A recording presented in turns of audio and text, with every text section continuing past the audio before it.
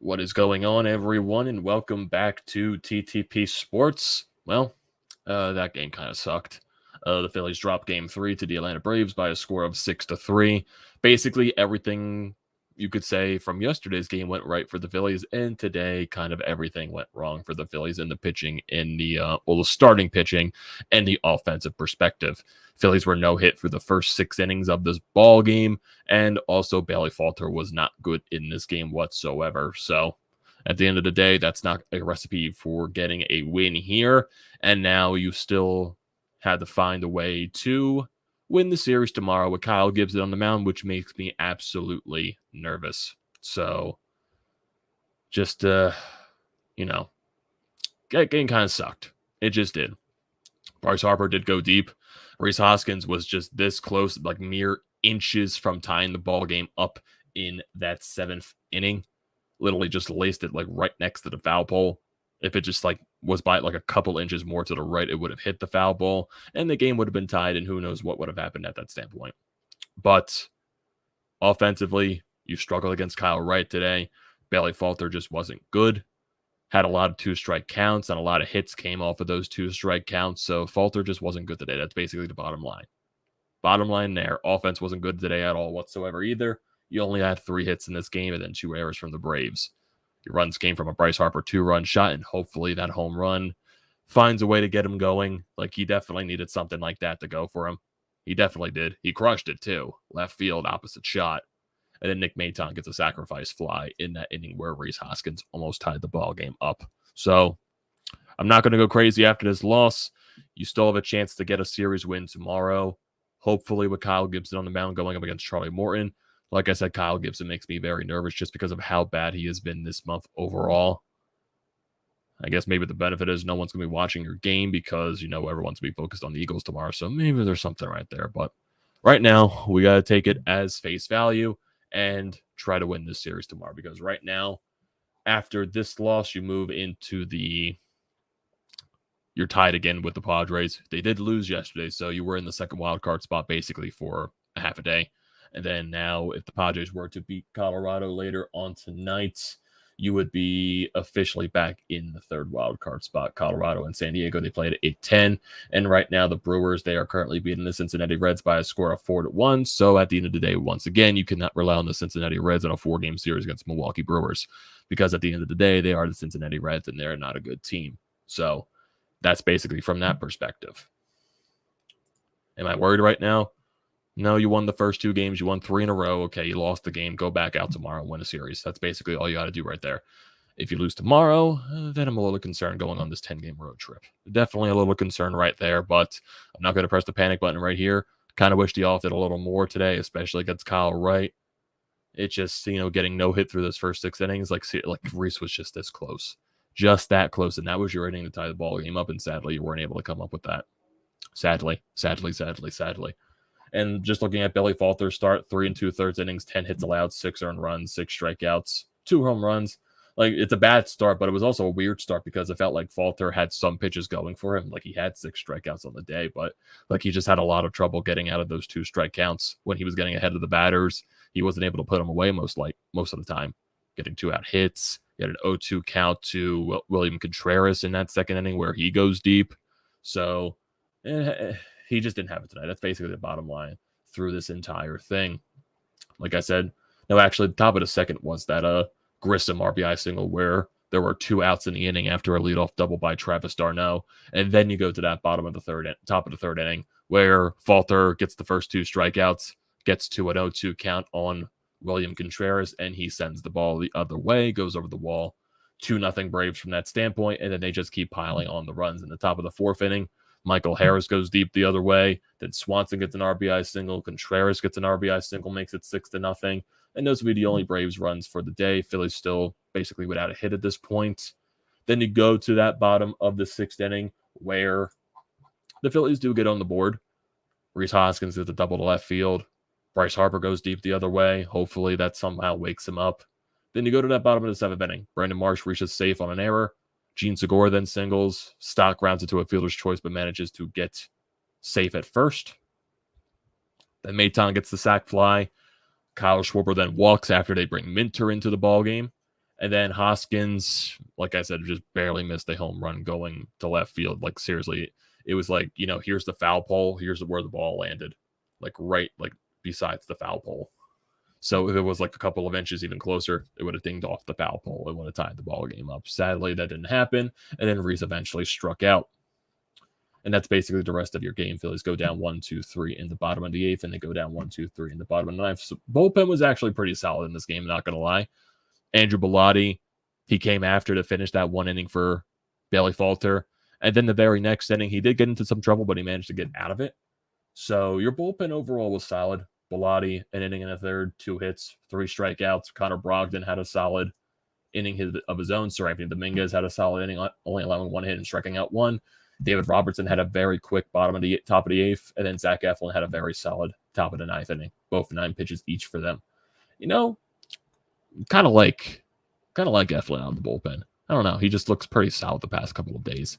He definitely wasn't as locked on as he was in Thursday's game, but still 9 pitches. He got a double play. He got out of the situation. So it was a very quick and efficient inning for Zack Eflin there. David Robertson was solid. Sir Anthony was solid. The bullpen overall was very solid today. It was just Bailey Falter that did not pitch good, sadly. Sadly, that is the case there. So, after this loss, like I said, you are tied with the Padres currently. And if the Padres were to beat San Diego later on, Phillies will fall into the 3rd wild card spot. And right now, I'm assuming with this loss, the Brewers now have a 2 games behind now for that last wild card spot. So, yeah. That's basically it right there. Like I said, you can't rely on the Cincinnati Reds to win a ball game. That's just not going to happen against the Milwaukee Brewers at all. Not going to do it at all. And if you're looking at the rest of the schedule for the Phillies, like I said, you finished your final home game is tomorrow, 1 o'clock. Kyle Gibson going up against Charlie Morton. Morton is 9-6 with a 4.09 ERA. Giving up a lot of home runs this year. If we look at Morton's last couple of starts, Washington allowed 1 earned run, then 4 earned runs, 4 earned runs, 1 earned run, 4-2-0, 5-0, 4. So he's up and down, but hopefully he's due for a bad start, hopefully.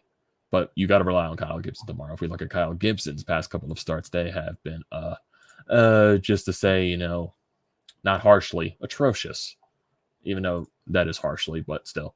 7 earned runs in his last game against Toronto, 1 earned run against Miami, 4 earned runs against Miami, 7 earned runs against San Francisco.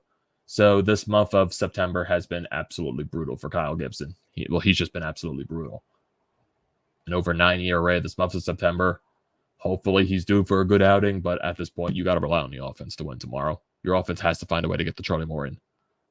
Kyle Gibson just makes me nervous. That's basically the bottom line there. I don't trust him. I don't trust him at this point. I know I've asked him a bunch of times this year to go out there and pitch a good game, and he has.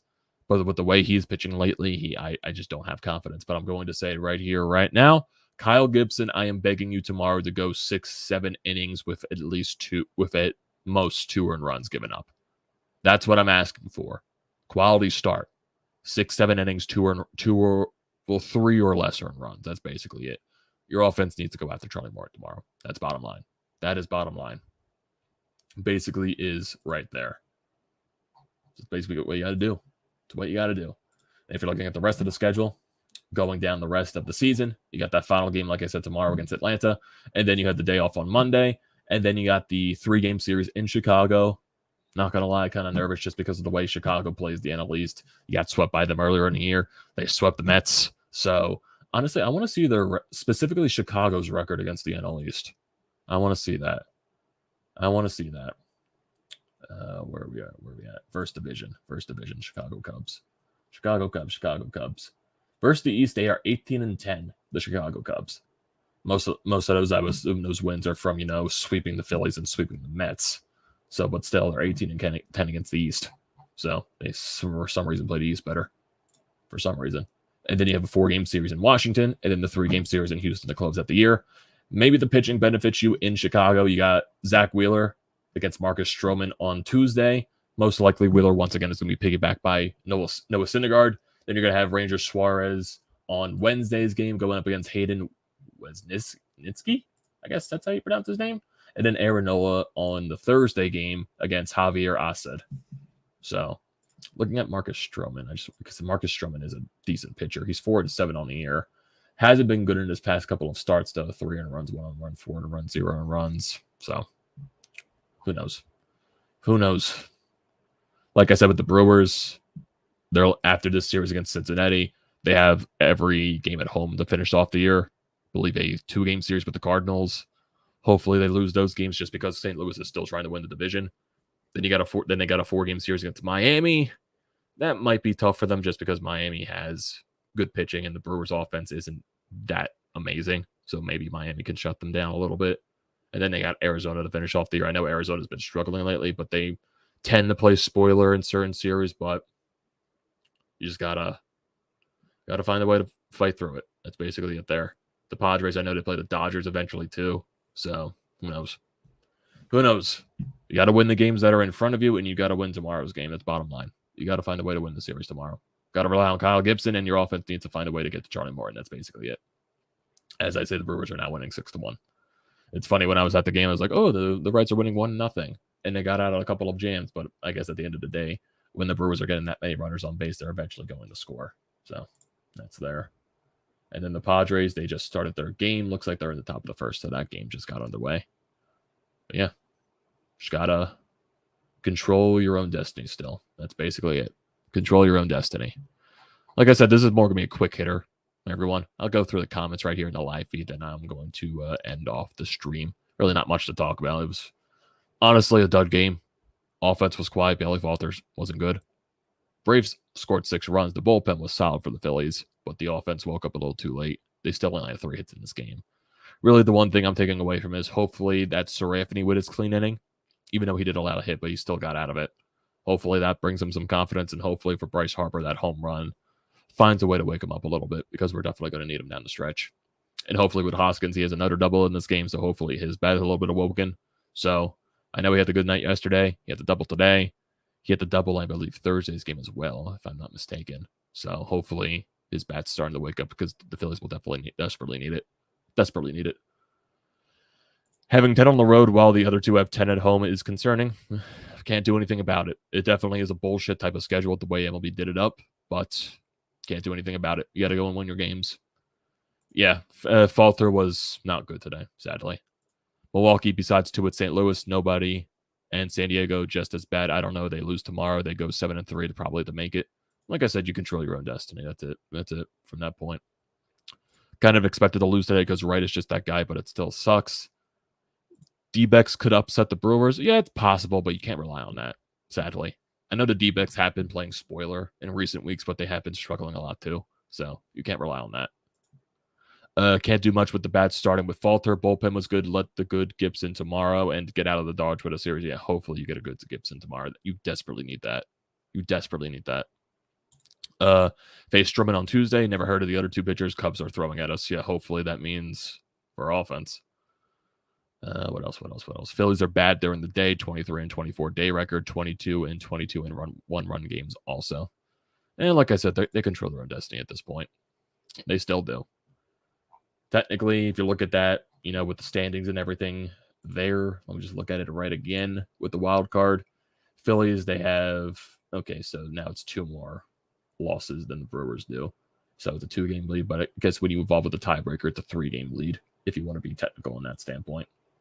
So yeah, the Brewers have been playing a lot better lately, but hopefully they can choke down the stretch. Like I said, not going to rely on it. You got to win the games that are in front of you. You got to find a way to win tomorrow's game, and then you got to go to the road trip. It's going to be a tough fucking road trip, but you got to find a way. I know the Cubs swept you in Philadelphia. Go down and go up to Chicago and get revenge. It's basically all you got to do there. Then with Washington, you took care of your business with Washington all season. Continue to do that and find a way to clinch a playoff spot before that Houston series. You got to find a way.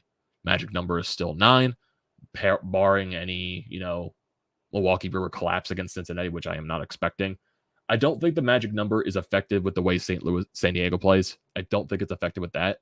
Like if San Diego were to lose to Colorado again, I don't think the magic number gets affected by them. It only gets affected by Milwaukee, I believe. So what if San Diego loses? You're back in the second wild card spot. But like I said, I don't think the magic number is affected by San Diego at all, if I'm not mistaken. So yeah, it's basically all you can do there. You got to win the games that are in front of you. So Thank you for joining tonight's stream, everyone. It was a quick hitter, but we'll be back tomorrow with Eagles recap and a Phillies recap, so definitely stay tuned for that. Don't forget to leave a comment in the comment section down below. Like to read those as always. Do not forget to drop a like on the video. Do not forget to check out everything in the description down below. Painted Lines and BrodesMedia. Also, I recommend hitting the subscribe button. Goes a very long way. Definitely do that. And also use the code TTPSPORTS, $20 off your first purchase at SeatGeek. It is a great deal. Do not pass up on that. Once again, thank you for joining tonight's stream, and I will see you next time.